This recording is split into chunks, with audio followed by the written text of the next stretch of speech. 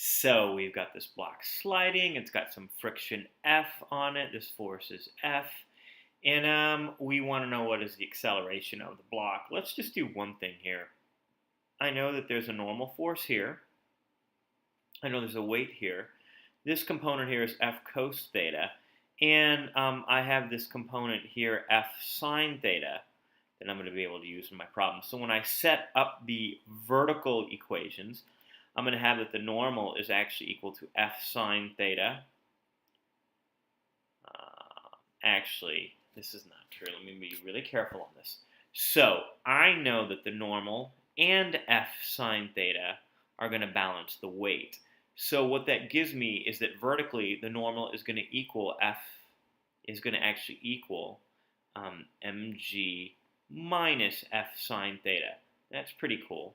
Now, keeping that in mind, let's get the acceleration of the block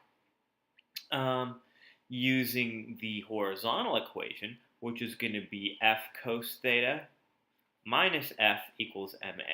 So when I actually go ahead and get the acceleration, it actually looks like I'm getting choice D. Now the coefficient of friction, well, we know friction is mu times n. And so in this case, I've already got the normal force right here. So if I get F over n, that's going to give me the coefficient. And since this is n, it looks like my choice is going to be choice D as well.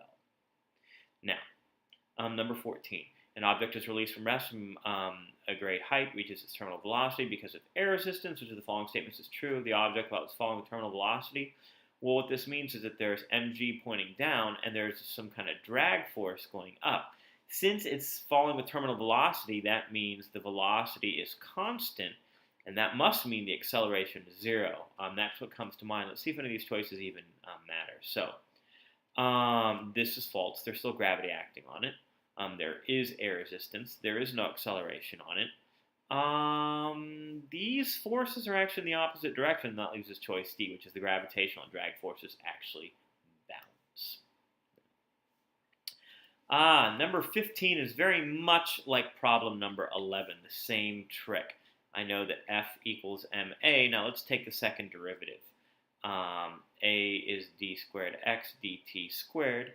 So x dot is going to be 7/4 t to the 3/4, and x double dot is going to end up being 21 over 16 t to the negative 1/4. So that means the force is proportional to t to the negative 1/4, since F is m times a, choice E. All right. Here we have an object moving in a straight line. This is the velocity curve, so let's be clear on what's happening. For the first part of this graph, we go forward speeding up. Then we continue at a steady rate. And then we're going to go forward slowing down. And that's going to give us choice D. Excellent. For 17, 18, 19, and 20, I think we'll go ahead and do those in the next video.